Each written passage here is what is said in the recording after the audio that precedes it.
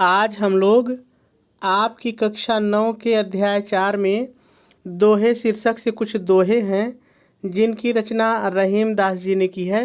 आज हम लोग 8वें दोहे की व्याख्या सीखते हैं।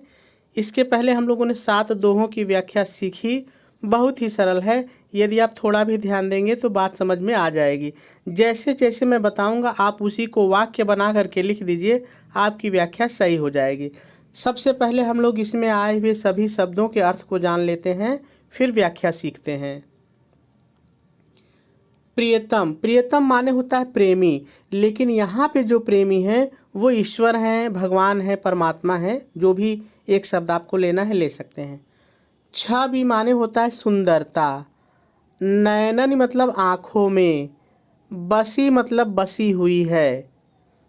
पर माने दूसरी। छवि माने सुंदरता, कहाँ वही रहेगा। समाय मतलब समाएगी या आएगी या समाहित होगी। जो शब्द आपको अच्छा लगे ले लीजिए। भरी मतलब भरी हुई। सराय माने धर्मशाला।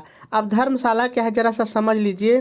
देखिए प्राचीन काल में सड़कों के किनारे कुछ घर बनवाए जाते थे, तो रात जैसे यात्री जो चलते थे उनको जब रात हो जाती थी तो चोर डाकुओं और जानवरों से बचने के लिए रात भर उस सराय में रहते थे और सुबह फिर वो आगे चले जाते थे।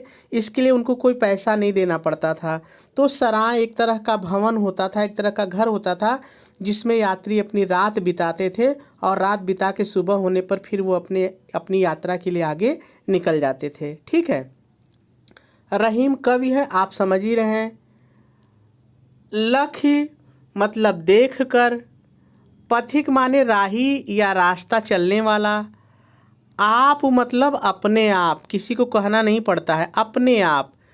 फिर मतलब वापस। जाए मतलब चला जाता है। तो सभी कठिन शब्द हो गए।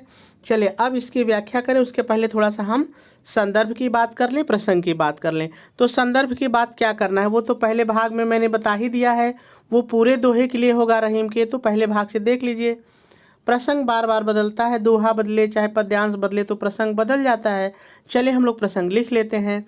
आप प्रसंग हेडिंग डालेंगे और डैश डाल के लिखेंगे, प्रस्तुत दोहे में रहीम दास जी ने ईश्वर के प्रति अपने सच्चे प्रेम का बहुत ही सुंदर वर्णन किया है और आपका प्रसंग पूरा हो जाएगा।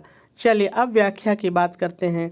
आप व्याख्या हेडिंग डालेंगे और डैश डाल के लिखेंगे, प्रस्तुत दोहे में रहीम दास जी कहते हैं। आ जाइए। रहीम दास जी कहते हैं, अब मेरी आँखों में, नैननी आँखों में, अब मेरी आँखों में मेरे प्रियतम अर्थात प्रभु की सुंदरता बसी हुई है।